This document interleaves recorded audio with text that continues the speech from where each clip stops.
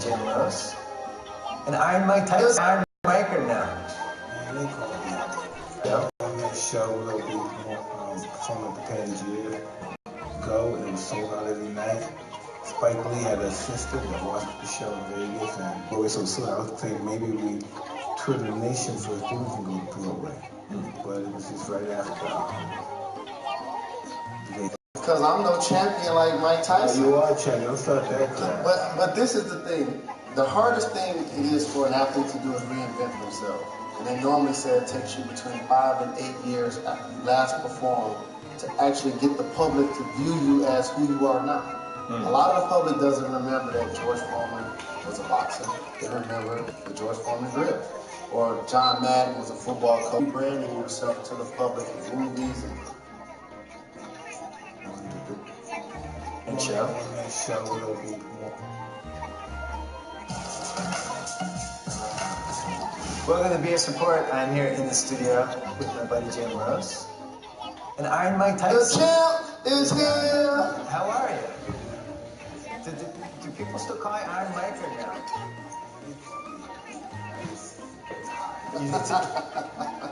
What brings you to town? You promote one of the show? Show will be performing at the Tangier. And it's really pretty awesome. We started in Vegas for 2 weeks. Go, it was sold out every night. Spike Lee had a sister that watched the show in Vegas, and Spike called me and they were getting involved. And I had no idea we were going to go so soon. I was thinking maybe we tour the nation for a movie on Broadway. But it was just right after the Vegas show. I was very excited. Jim, why don't you go to one show? Because I'm no champion like Mike Tyson. You are a champion. Don't start that. But this is the thing. The hardest thing it is for an athlete to do is reinvent themselves. They normally say it takes you between 5 and 8 years after you last performed to actually get the public to view you as who you are now. A lot of the public doesn't remember that George Foreman was a boxer. They remember the George Foreman grip. Or John Madden was a football coach, or he was the coach of the Raiders. You have managed to do that. When you talk about rebranding yourself to the public, movies, not what you're doing. Well, I don't know anything about rebrand, nothing. Who you are. Welcome to BS Report. I'm here in the studio with my buddy Jim Rose. And Iron Mike The Tyson. champ is here. How are you? Do people still call you Iron Mike or no?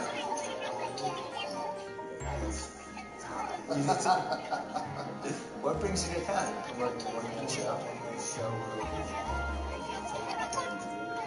And it's pretty awesome. We started in Vegas for 2 weeks.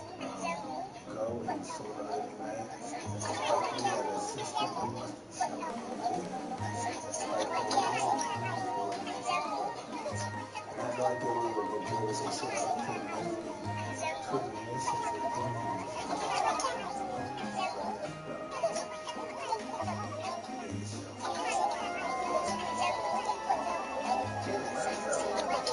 Because I'm no champion like Mike Tyson. You are a champion. But this is the thing. The hardest thing it is for an athlete to do is reinvent themselves. They normally say it takes you between 5 and 8 years after you last performed to actually get the public to view you as who you are now. A lot of the public doesn't remember that George Foreman was a boxer. They remember the George Foreman grip.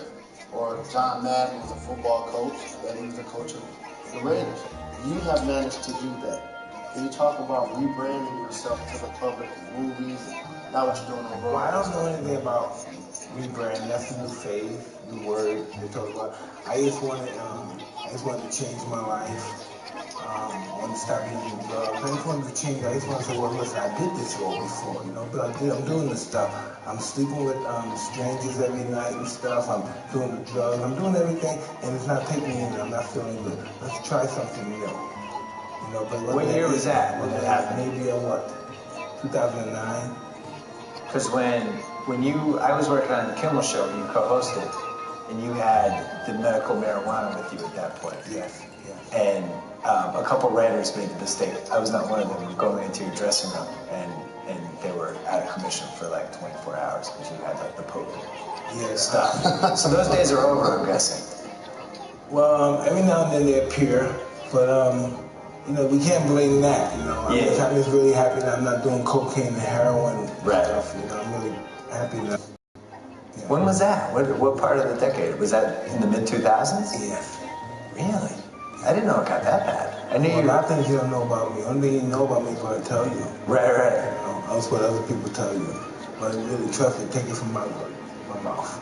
So what happened that, you know, you retired from boxing? Were you having trouble dealing with post-boxing life, or you're a celebrity at that point? Maybe so. No, you like to say no because you don't like to think of yourself as in that little corner that this is all I'm about. But yeah, that's all I did since I was 12 years old at a real high level.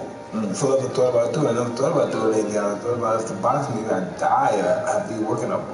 You know, most boxers before me, you know, and I think they never, Gene, Tony, Jack, very few of them, not even a 1% radius, they normally go to drink what they did before, hang out with the guys that weren't good for them, and doing what they did before. It just goes all the way back, and you go through that high ascent and then descent.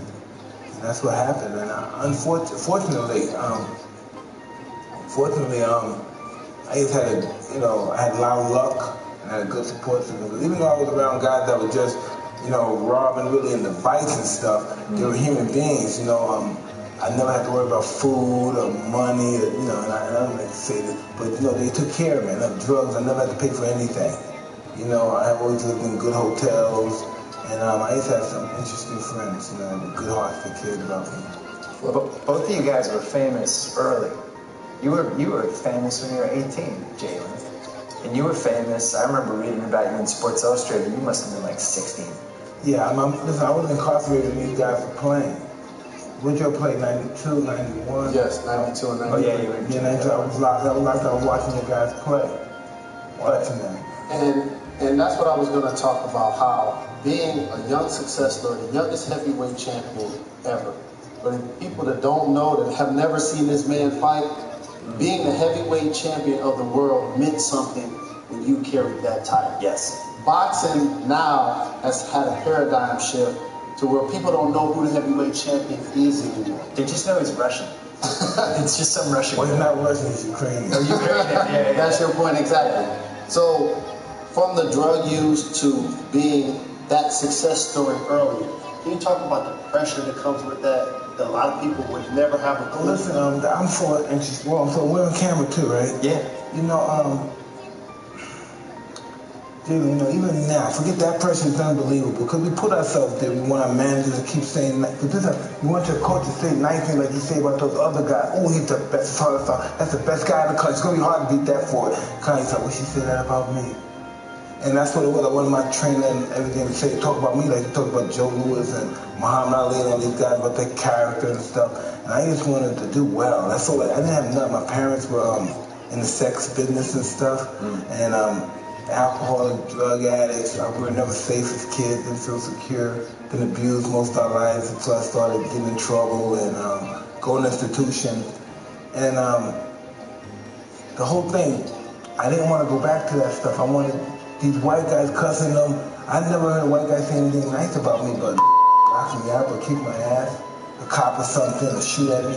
And this guy, I thought he was a pervert because he's saying these wonderful things about me. But as I got older, I realized he was building my confidence. I had low self-esteem. Right. And my whole purpose in life was to make him happy. Win as many championships as possible as a kid, amateur. You know, keep winning, your name keep going up there.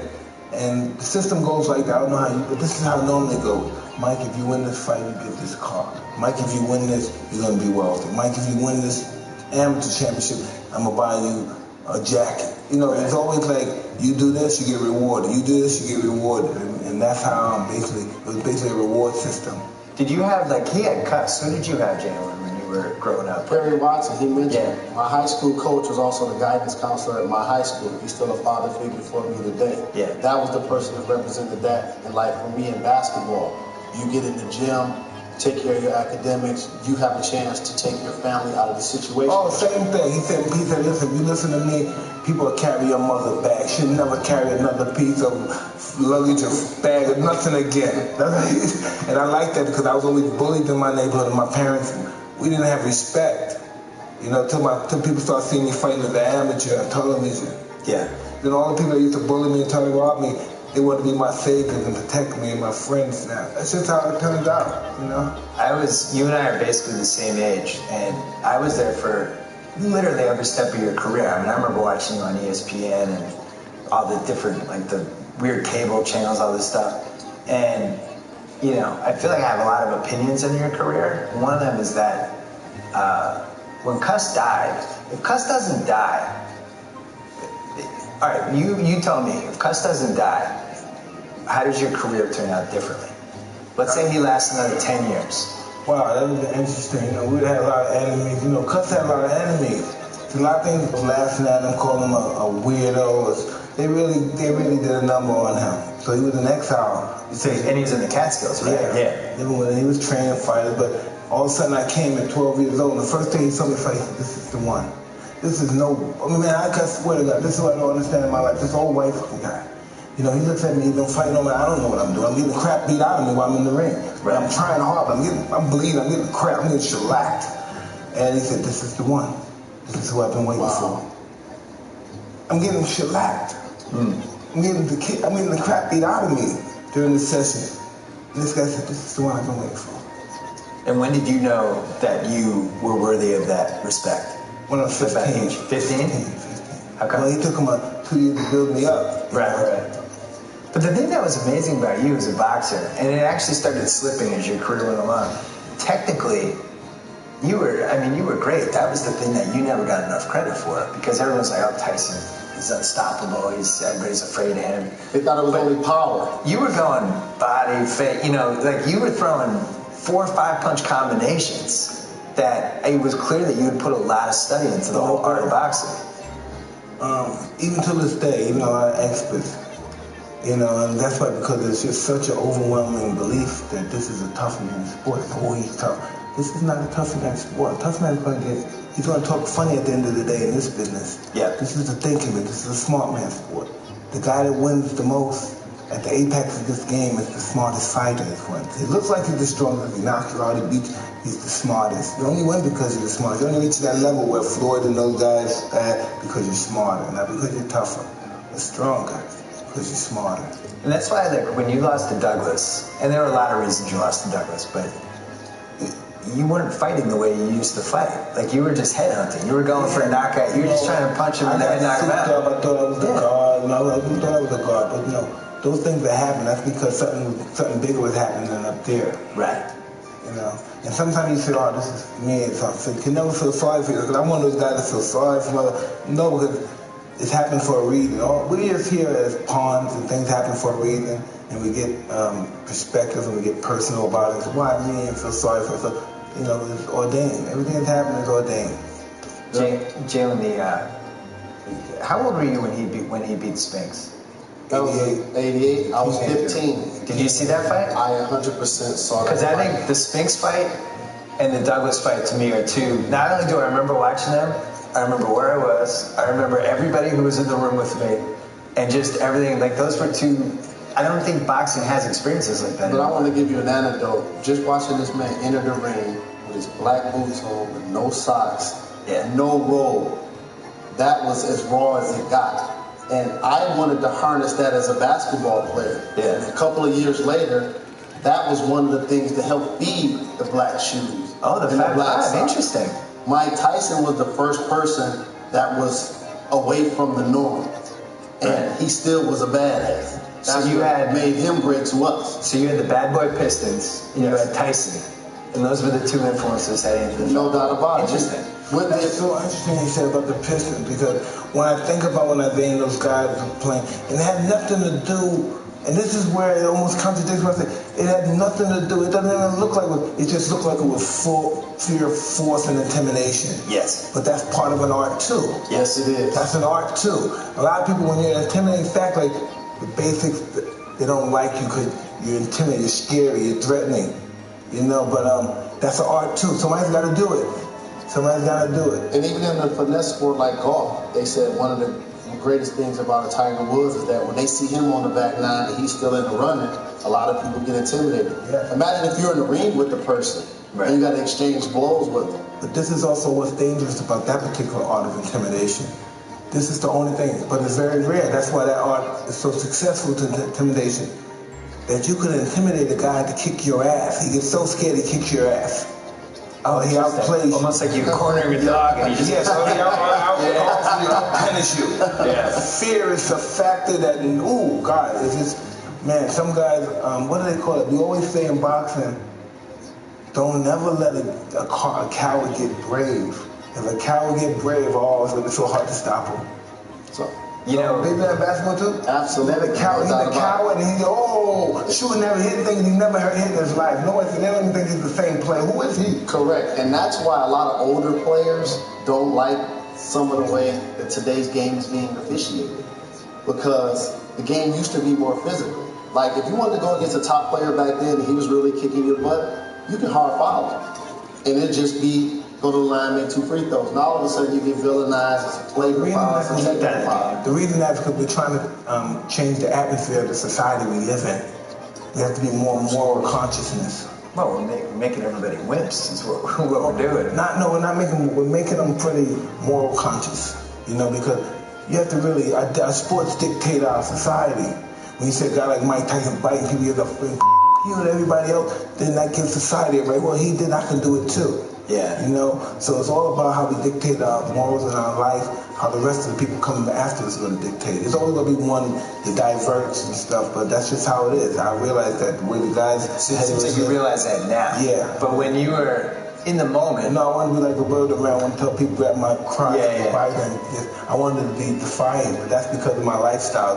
So Duran was your big influence? Oh, that's interesting. Yeah, I never could be... I was always beautiful and tall, and I thought I was all small. Ugly. I hated Durant so much when he beat Leonard. I went closed circuit for that. In Montreal, I almost near tears. I was so upset. That fight turned me out. That fight, the first, I never felt a feeling like that since. Because you're rooting for Durant? Yeah, but the fight. Oh, that was Durant is like a ballerina. Boom, boom, boom. It's a beautiful movement. I thought, wow. And then at the end of the fight, Leonard comes in for the thing. Durant's like, don't get away from me. Like, put your hands down. I was so mad. I hated Durant. That's what it is. See, that's what he won. That's almost like a great performance. He controlled your emotions. Yeah. You don't even know this guy, but he pissed off at it. That's a great performer. It was. Controlling our emotions and stuff. And then, so did you see the second fight? Yeah, I went there. I was like, because that's my mentor coach said he'll never do it again. He'll never be able to raise to that level again. Really? Too quick. He said, he'll never do it. He said he peaked. He peaked. That's what he said. Wow. See, I didn't know much about boxing, but I'm listening. I said, no way, he's going to do it again. He'll never reach that level again. With the emergence of MMA, what do you think about the state of boxing today and how MMA is probably affected? Well, MMA needs their... It needs their Mike Tyson. They need their lightning shine. Yeah. And they need their light. But once... Boxing's gonna always come. Boxing's been dead for many years before we were born. There's always gonna be some guy. It's all about the personality. You know, you got the skill. You gotta have a little skill. You don't have to have a great deal of skill. You have a little skill enough and be a little tough. And you got that personality. It's all about personality. Well, I do wonder, like, who gets into boxing? Like, you got into boxing because you were poor and you didn't have a lot of life options at that point. Well, that seems to be most of the people that get into boxing. This is a poor man's sport. Yeah. The only thing all the fighters have besides Muhammad Ali probably the only one that was a middle class fighter. Muhammad Ali never had a street fight. Yeah, he's from what, Louisville? Louisville, yeah. You know, but he was just he's just an animal. He looks more like a model than a heavyweight champion. But man, he's just a ferocious animal. You gotta kill him to beat him. Right. When he's tight, when he's right on top of the game, you gotta kill him. If he got anything left, he's gonna come with you. You gotta kill him. He doesn't want to lose. I never met anybody like that. Losing means everything.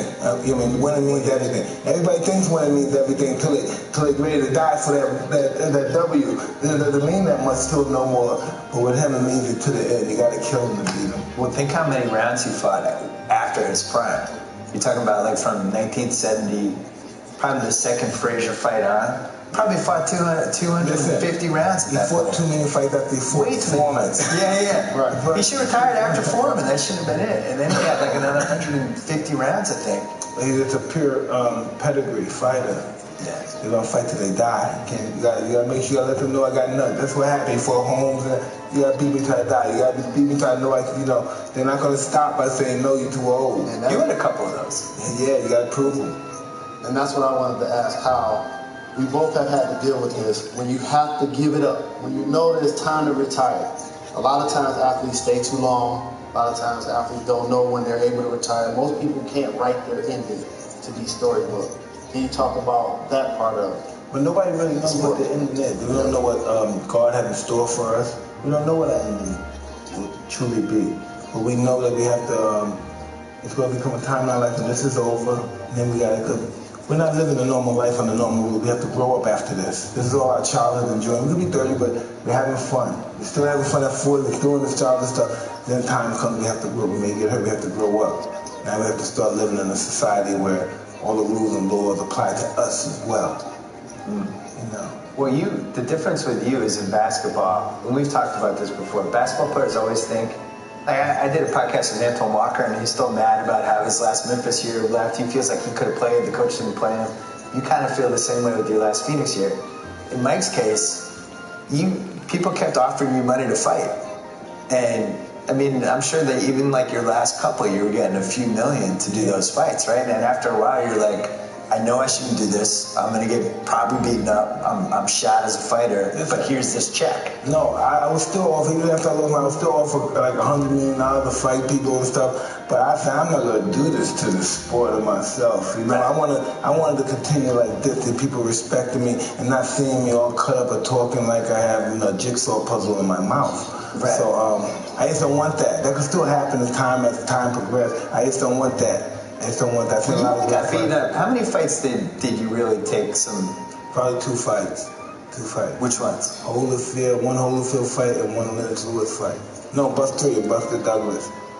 What about, was there a Razor Reddick fight? Yeah, well, he beat me up too. I forget, I'm gonna talk about the fight I won. Yeah. That fight. There's a couple in the mid-90s that were like sneaky good fights. I shouldn't have fought that guy a second time, but after I fought him a second time, something wasn't right. Right. When you came out of jail versus when you went into jail, like how much atrophy was there as a fighter? Nothing left. Nothing left after jail? Couldn't be the real tough pro. Yeah. You know, couldn't be the real tough pro. So at what point did you feel it slipping away when you were in prison? I just knew, I'm different than other fighters. I knew I could manipulate people's minds and thinking and stuff. Mental stuff, yeah. So I would say things intimidating, I read a lot of books, so I know how to project stuff and say things. You're reading books about how to intimidate people? Yeah, I read the press. I read the press and all that stuff, And you read about Machiavelli, he said after you cut a guy's head off, you be audacity and say, this is going to happen to who? All that crazy stuff. And it worked. It worked. It's funny, Jalen, we played pickup hoops on Sunday. Jalen was doing this, and the guys were paying. He's up for a reason, he's up for a reason. He was a benevolent trash. And I have to thank Mike because I've actually been to Mike's Vegas house back in the day when Mike was really champagning and campaigning. Yes. And I appreciate you allowing me to be a fly on the wall at your beautiful home. No, that's just good stuff. This is what I learned. They don't do this no more now. They're so afraid of lawsuit. They ain't tell me. When, you're a big star, right? And all of a sudden you may see some kids hanging around the corner looking at you, what you doing, shit? What's your name? Oh, man, you with us now. They would never do that now. Yes, a lot of guys just take, they don't know, I could have dealing with a soul story or lawsuit, but it wasn't all cameras in that back in the 80s and stuff. People were just people, you see Milton Berg, George Berg, these guys are just, these are superstars, megastars, they just walking the streets. Right. Just hanging out, walking the streets. No bodyguards or anything. The tide has changed now. Too many cameras, you used to see someone with nobody, but he was walking the streets in the 80s. Everybody's hanging out, respecting, people fight, celebrities fighting in the streets. It's just, everything became too polarized now with press and everything. Everybody's showing each other's hearts, and nobody's anybody's friend. Everybody's trying to get ahead, and, we need more love and consideration and, money and power. Everybody wants to be the main guy, because that camera right here, this is a narcotic. This is worse than cocaine and heroin right here. person that killed you to get a better shot. Now I know you know. You want to get the music? Photobombing, everything. So one guy might have pushed one of the guys, my street friend, out of the way. Oh, all right, wait till I see you around the way. Oh, you played me like that? All right, wait till I see you around the way. I know you know that one. Oh, you played me? Okay, all right. Oh, you played me? Okay, all right. Like that, huh? All right, To get around the I'll way. let you. Okay. Yeah, get in the picture. Huh? The other thing that was happening, you're rising to prominence, and the whole hip hop world's taking off at the same time. We actually did a 30 for 30 a little bit about this with the night you fought in Vegas and Tupac died the same night. But No, did that's just were one of those those guys that normally either they were street guys that were hustling, pickpocketing, robbing houses and stuff. Then we bought turntables, equipment, and we brought them outside. And we started playing, and normally it was just like a hustle. It's like a normal, like the guys that don't have much but rob and steal. They normally had all that stuff. Break dancing and battling. Some of the toughest street thugs was dancers. So this trips me out because you see these guys now, they talking stuff. This thing, 20 years ago, this is how we're going to go. Take it like 20 years ago, right? 25 years ago. The top 10 rappers, all of them shot somebody that been shot. The top 10, they probably shot somebody. Right. Now rappers, let's say 95% of them look like boy bands. Yeah. You look at rappers like that, they look like boy bands. They should be with a boy band. They sing a song, and which is great. I like this stuff too. I'm just saying, you see the difference. Within 20 years, the top rapper was a felon murderer, a violent individual. Or exposed to it. Yeah. Like one of my favorite That's our rappers is lifestyle. KRS-One. His Oh, first what a album was beautiful man. Criminal Minded. What a beautiful guy, too. Right, Beautiful exactly. person. Beautiful person. He has a temple of hip hop. He's a lyricist. He's one of the greatest of all time. His partner, brother, friend, Scholar Rock DJ was tragically killed. I'm this guy. Right? And his next album was My Philosophy because he felt like he was going to use that death as a sacrifice to teach through hip hop. Exactly what Mike was saying. People underestimate all of these people you see in rap or breakdancing or graffiti, all of these things that make up hip hop. These cats were actually robbing and stealing and killing before they started to do it. Yeah. We used to go to other blocks and dance all versus each other, like in Beach Street, for example. Guys that did music and stuff, those were tough guys in the neighborhood. Nice guys, tough guys in the neighborhood. And the School of Loving those guys playing. You know, when they're playing, their guys got their guns at the system. And guys in our neighborhood, in the city neighborhood, guys like to come around and shoot around crowds and break the crowds up because everybody's having fun. They want to ruin things.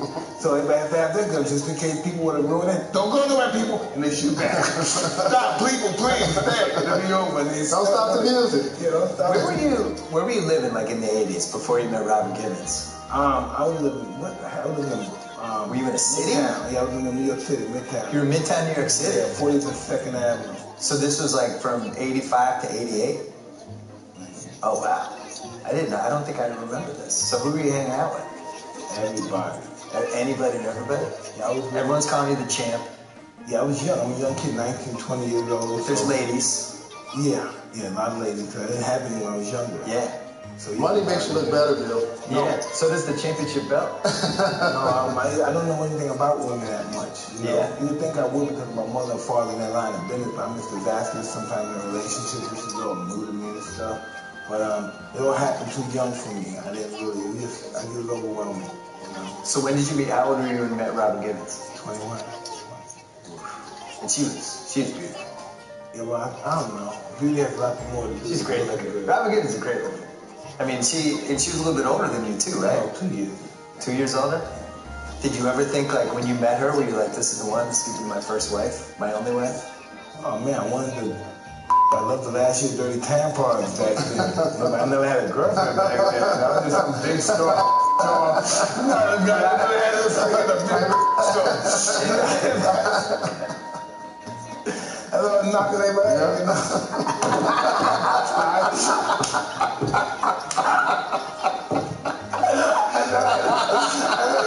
Girls and stuff. I'm sorry. Oh, man, you gotta knock it out. This is a man cave, bro. Don't get worried about it. That's why, even now, I never really, me and my mother never had a relationship. You know, I see my mother with a lot of men, you know, so when you see the biggest woman figure in your life and that, you have a funny feeling, you know, with women. You don't have a good but you have to be respectful. You and Ryman were a strange match, though. I mean, you did not have similar backgrounds. No, I never understood people having similar backgrounds. It took similar backgrounds to get on. I never knew that. Opposites attract. They say that in relationships. All right. I didn't know anything about women or nothing. I used to, I didn't know. I used to know. You know, I know something naive, and people may look at me and say, you monkey.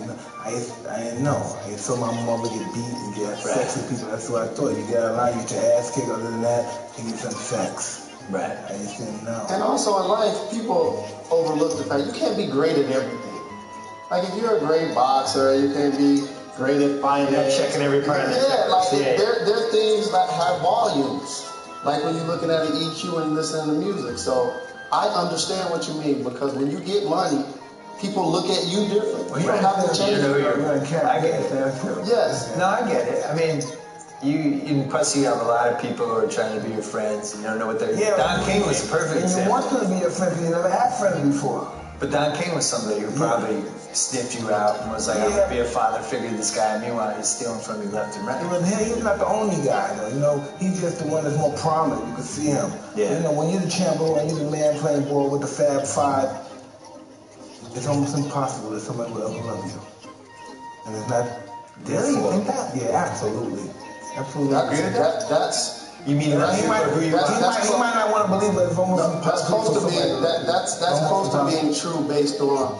I was fortunate that the support group that we talked about lacking with his mom at home and stuff like that, I had that. Yeah. I have brothers and sisters that love me. I have uncles and cousins and a family structure that loves me. And you also played a team sport. That helped propel me and prepare me for the ups and downs I had to deal with. So when I got to college, I did and said a lot of dumb things, but I wasn't a professional basically like he was at 15. Like, you're not even old enough to drive. I know. And all of a sudden you have so many different people coming at you trying to figure out how they can angle, get next to you to get in your pocket. One thing, you want friend, no, that's the only thing. I realize when you're a young kid, you have good self-esteem, you want to be used. You want to be used for something, even if it's being misused, you just want to be used. Like you see women, the children, when they have that Stockholm syndrome stuff. These are people that they've been abused and they fall in love with the captors, and they start to sympathize with the captors because something about them feel that they're useless and that this is what they deserve. I always thought with you, I thought that one of the things that was so interesting about you, just watching as a fan, you always seemed to know what was going on with you as it was happening. Most people don't realize it till after. You had a self-awareness that I feel like just about no athlete has. Like even, you realized pretty early on, you were basically Tony Montana to a lot of sports fans. You were like, all right, I'm the bad guy. Say hello to the bad guy. Here I am. I always wanted you kind of embraced it. Because I was always the punk. Everybody abused me, picked on me. Right. That's weird when you look at me now, right? That maybe I was talking to the guys that picked on me other than really being a fighter. Right. Because I always hated that feeling. I never wanted that feeling to happen again where people would physically, what, do this, take the shoes off, take this off. Never again. I didn't want that to happen no more. Because I don't feel like at any point in your career you were ever trying to be something that you weren't. No, I like being. Did you hear that? I totally agree. That's what I loved about the champ. And people underestimate how prevalent bullying is in our society. Yeah. It happens on social media. One of the reasons, and I joke about this, and I'm wearing my mustache right now, is because the first time I cut it, because I can't grow a beard at 40 years old, people were all over my case, calling me a pedophile, saying I look like a rapist, like calling me names, literally. And I'm like, wait a minute, I'm taking verbal abuse for this. I remember when I was young, when they called me broke, I was. When they called me skinny, I was. Bad teeth, bad skin, I had all of that. Yeah. So those are the things kids tease me about. So that's why he discusses being bullied, and now I'm the champ. Like, I'm the physical specimen. I remember how you tried to play me. And he used that as motivation for his greatness. Absolutely. No doubt, yeah, absolutely. I think most people, especially from the inner city, most of us, we succeed from our shame. You know what I mean? In the city, if you come from where I come from, anything's capable of happening to you. Yeah. So from our shame, you know what I mean? We don't want to. I remember the first day my mother died, I'm 16, we're going to be famous. I'm going to be the most famous Tyson ever. Nobody's going to know Sicily and Tyson chicken when I'm only 16, I'm famous. I should be thinking, well, I need an education. I know what I'm going to do. How am I going to get a headstone? But I've been thinking, you watch more, I'm going to be famous. Because we believe if you're famous, you're successful in life. Not necessarily so. That's what we believe. If they got fame, he got money. We see one talking to me, he got some money. 100%. Because when you don't have anything, all you have is your name.